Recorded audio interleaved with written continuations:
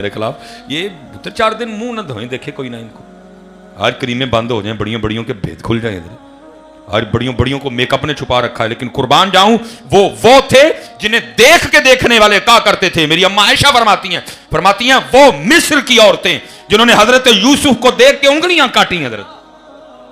और ये हुस्ने यूसुफ का आलम था। लिखा है जब जनाब यूसुफ अला नबी अलैहिस्सलाम गलियों से गुजरते, आपके रुखसारों की जो चमक थी वो दीवारों पे पड़ा करती थी हजरत। हुस्ने यूसुफ हजरत कैद पड़ गया, खत्म हो गया सारा कुछ। आके अर्ज की हुजूर उनकी करिए, फरमाया सारा मिस्र बुला लो बाहर। सारा मिस्र बाहर आया। हजरत यूसुफ अला नबी अलैहिस्सलाम टेरेस पे तशरीफ ले आए और अपने रुख से हजरत ने निकाब उठाया।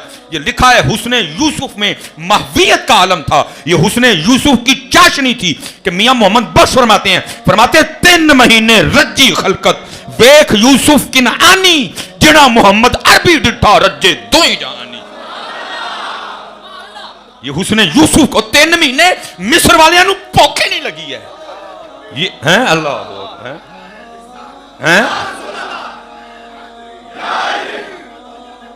हैं अल्लाह हज़रत जी अम्मा आयशा सिद्दीक़ा रज़ियल्लाहु ताला अन्हा जिस हुस्न का तज़किरा फरमा रही हैं, अभी उस हुस्ने मुबारक पे कई हजार पर्दे थे हज़रत। उसने यूसुफ पे कोई पर्दा नहीं, अभी पर्दा था इधर। हज़रत अब्दुल्ला बिन सलाम जो उलमा यहूद में से हैं, अभी इस्लाम नहीं कबूल किया कोई भी। महबूब अलैहिस्सलाम मदीना तशरीफ लाए। आप फरमाते मैं देखने के लिए गया, कहते जैसे पहली नजर मेरी आपके चेहरा अनवर पे पड़ी, बेसाख्ता जुबान से निकला वो इतना सोना चेहरा किसी सच्चे का ही हो सकता है। देखने वाले कहा करते हैं अल्लाह अल्लाह, याद आता है खुदा देख के सूरत तेरी। और आला हजरत ने तो कमाल कर दिया। खामाए कुदरत का हुस्ने दस्तकारी वाह वाह, खामाए कुदरत का हुस्ने दस्तकारी वाह वाह, तस्वीर क्या ही अपने प्यारे की सवारी वाह वाह। और हजरत जी कमाल लिखा जी मेरे अली शाह साहब रहमतुल्लाह। मैनू शेर मेरा कदी कदी दिल करता है इन्हू तस्वीर ते पढ़ी है हजरत जी। लिखते क्या है, फरमाते हैं लब्बा सुरखा खां के लाले यमन। इत्थे ते सुर्खियां लगदियां ने ना लाल करन लई, लेकिन हजरत ये महबूब अलैहिस्सलाम फरमाते हैं लब्बा सुरखा खां के लाले यमन, चिट्टे तंद मोती दियां हैन कलियां हैं। और हजरत जी कितने नहीं लिखा था कि जब उन्होंने वो उंगलियां काटी तो बाद में को आहो बका भी की, कुछ चीखो पुकार भी, हाय हाय बड़ कतलियां उंगलियां ना ना ना, क्योंकि ताना दिया था ना जुलेखा को, वकाला निस्वतुन फिल मदीनति इम्राअतुल अज़ीज़ तुराबिदु फताह अन नफ्सा क़द शग़फ़ा इन्ना लनराहा फ़ी दलालिम मुबीन।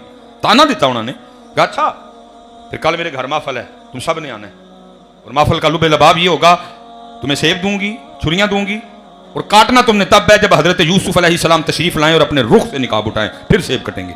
अब कुरान कहता है सब कुछ उसी तरह हुआ। जब हजरत यूसुफ अलैहिस्सलाम तशरीफ लाए, वो उंगलियां जो सेब पर थीं भूल गई सारा कुछ ही, सेब काटने के बजाय वक़त्तअना अयदियहुन, उंगलियां कटी।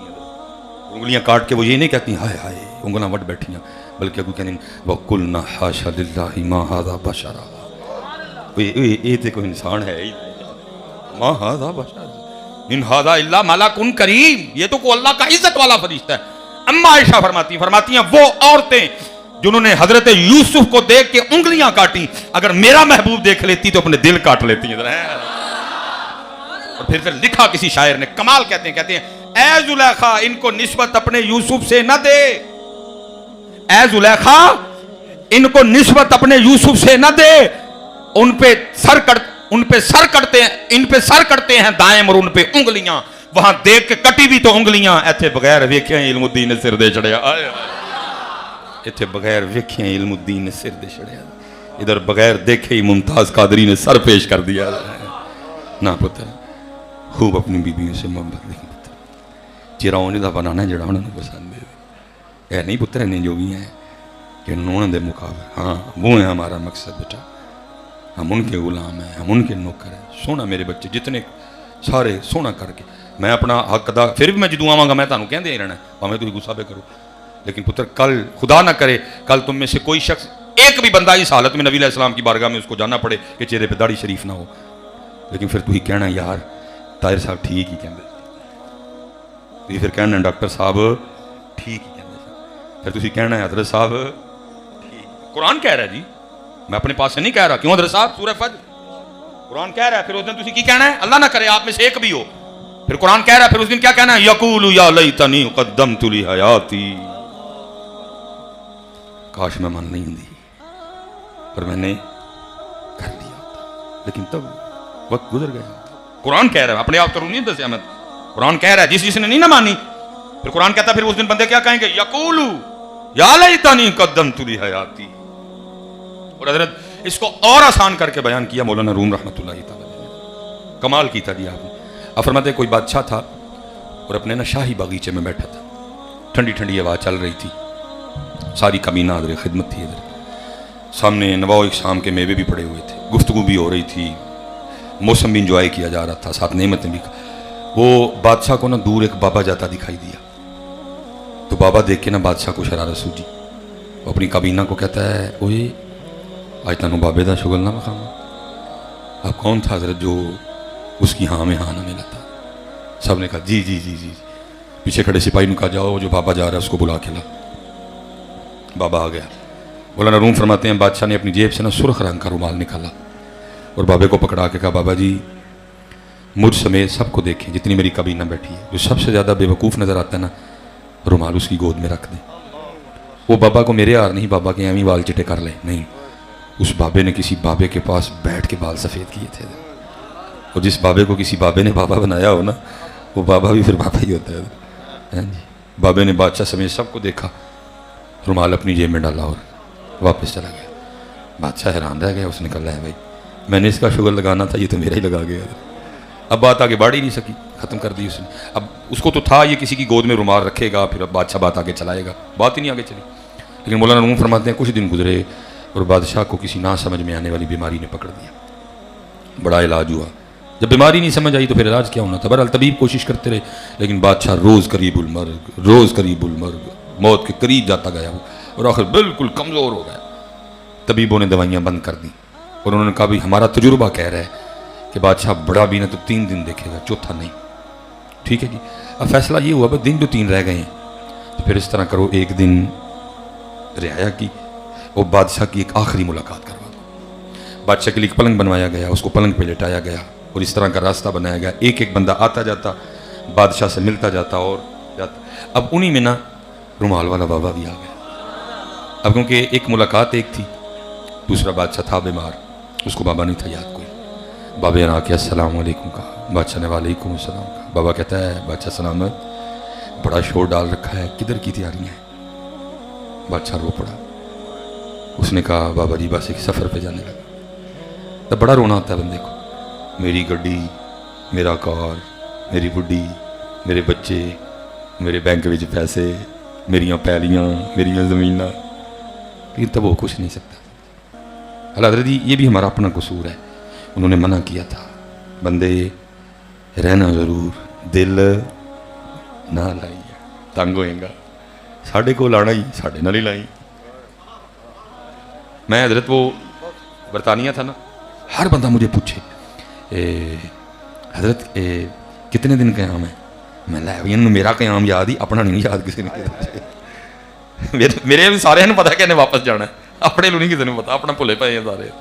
क्योंकि एक जो बात अच्छी भी लगती थी कि देखो अल्लाह हजरत सारे मुसाफिर हैं, सारे ही कूच है इतों, लेकिन क्या है नहीं बात मानी।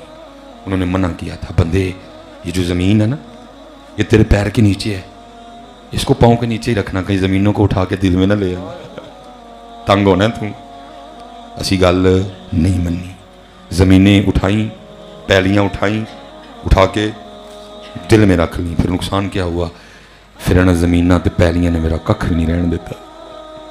फिर इन्होंने ज़मीनां ली मैं किते ना नहीं लड़िया, भरा दा गलमा फड़िया, भैन नूं तरू के कचहरी लै गया, मामे नाल लड़िया, खाला नाल लड़िया, फूफो नाल लड़िया, चाचे नाल लड़िया, ताए नाल लड़िया, कुछ रहने दिया इस ज़मीन ने। और ऐसे बेवकूफ़ हैं, लड़ उस ज़मीन के लिए रहे हैं जो आज तक जाते हुए कंधे पे उठा के कब्र में कोई भी नहीं लेके गया। ऐसे बेवकूफ़ हैं इधर उस ज़मीन के लिए जिसका पता है मेरी अल्लाह जितना लड़निया हो सकता है, मरन तो बाद कब्र ते आके यासीन पढ़ी जाए। मना किया था बंदे ज़मीन पाँव के नीचे है, पाँव के नीचे रहने देना, दिल में ना लाना उठा के। और तेरा दिल इतना आम नहीं, इसमें पैलियां, इसमें गड्डियां, इसमें खोते, इसमें घोड़े रहे नहीं, तेरा दिल बड़ी खाश है, मैं रहूंगा, मेरा महबूब रहेगा। अल्लाह हजरत ने इसी तरह इशारा दिया ना, फरमाते हैं दिल है वो दिल जो तेरी याद से मामूर रहा। अरे हम उस दिल को दिल ही नहीं मानते जिस दिल में वो ना हो। लेकिन असी कोई नहीं मनी, जेड़ा जेड़ा हजरत जी वड़दा सी ना, सी सारे ही वाड़दे ने, सारे ही रहंदे ने साडे दिल विच।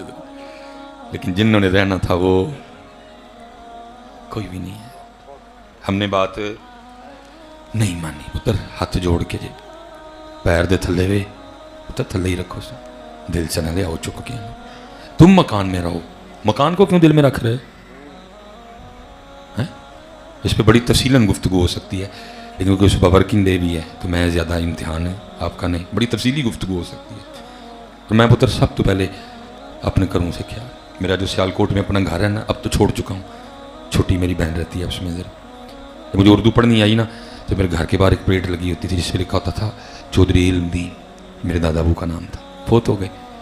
शायद वो पेट ना उतरती, लेकिन मजबूरी थी क्योंकि मेरे वाला साहब वापडा में थे और ड्यूटी भी उसी इलाके में थी। फिर बार बार बूआ खड़कदा सी, लोगों को पता नहीं लगता कि लैंडमैन साहब का घर केड़ा है, वो लोग इधर उधर बूआ खड़का छड़दी। और सारे ने कहा भाई साढ़े जो बूए लोग भनते हैं आके भाई प्लेट लाओ ताकि सारे पता लगे लैंडमैन साहब का घर है। फिर नई प्लेट लगी जिस पर लिखा हाजी मोहम्मद बूटा। फिर ये चंद साल पहले अबू जी का भी इंतकाल हो गया। फिर नवी प्लेट लगी डॉक्टर मोहम्मद सुलेमान मिसबाही। और पुत्र ये 3 प्लेटें को 300 साल में नहीं लगी हैं, 50 में भी नहीं लगी, सिर्फ 32 साल में। एक जगह तीजा दावेदार आ गया, जगह उथे दी उथे। पहला दावेदार इल्मदीन।